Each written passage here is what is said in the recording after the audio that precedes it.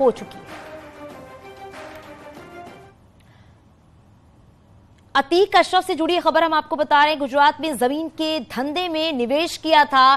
Sabarmati jail में बंद होने के दौरान ये निवेश किया गया था। साबरमती के जीतू और केतन के जरिए ये निवेश किया गया था।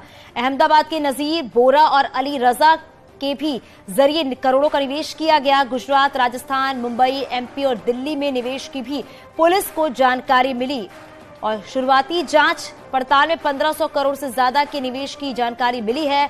अतीक की यूपी से साबरमती जेल शिफ्ट होने के बाद के निवेश की भी जानकारी सामने आ रही है।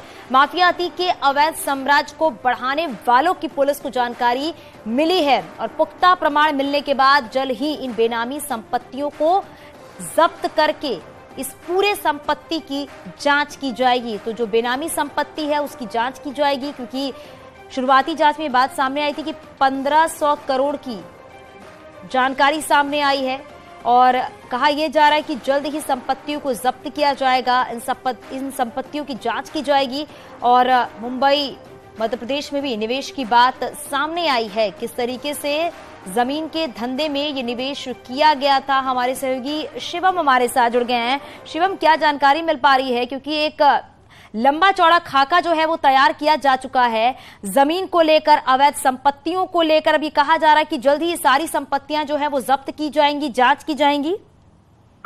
हाँ, देखिए, बिल्कुल माफिया अतीक अहमद के साम्राज्य को जिस तरीके से बढ़ाया गया उसकी अहम जानकारियां पुलिस को मिली हैं। और साबरमती, क्योंकि माफिया अतीक अहमद बाद में साबरमती जेल शिफ्ट हो गया था, ऐसे में वहां पर उसके दो बेहद करीबी सहयोगी जीतू और केतन के जरिए गुजरात में उसने जमीन के धंधे में बड़ा निवेश किया।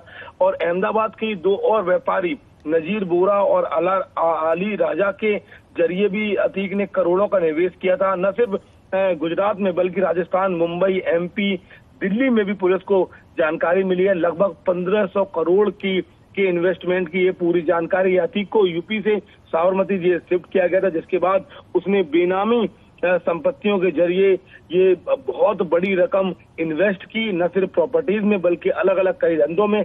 अब इनके पुख्ता प्रमाण मिलने शुरू हो गए हैं। इसके बाद एजेंसियों ने अपनी कार्रवाई को तेज कर दिया है। इन सभी राज्यों में जो अतीक अहमद के पार्टनर थे, जिन लोगों ने उसका पैसा इन धंधों में लगाया, उसको आगे बढ़ाया, उनकी जानकारी लगातार एजेंसियां निकाल रही हैं। जैसे ही एक बार सभी पुख्ता ठोस प्रमाण मिल जाएंगे, इन लोगों को तुरंत उठाया जाएगा। उसके बाद पूछताछ का दौर चलेगा। इससे पहले भी हमने देखा किस तरीके से कई राज्यों में, न सिर्फ उत्तर प्रदेश में बल्कि दिल्ली, मुंबई ऐसी जगह पर कुछ बेनामी प्रॉपर्टीज थी जिनको ईडी ने जब्त कर लिया था। अब एक बार फिर से कार्रवाइयों का दौर शुरू हो गया है। बहुत शुक्रिया इस पूरी जानकारी के लिए शिवम।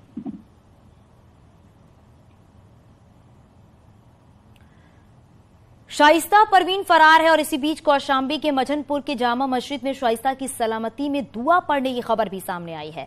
सूत्रों के मुताबिक शाइस्ता परवीन की सलामती के लिए जामा मस्जिद में दुआ की गई है। खुफिया एजेंसी के इनपुट के बाद अब मझनपुर पुलिस इसकी जांच में जुट गई है।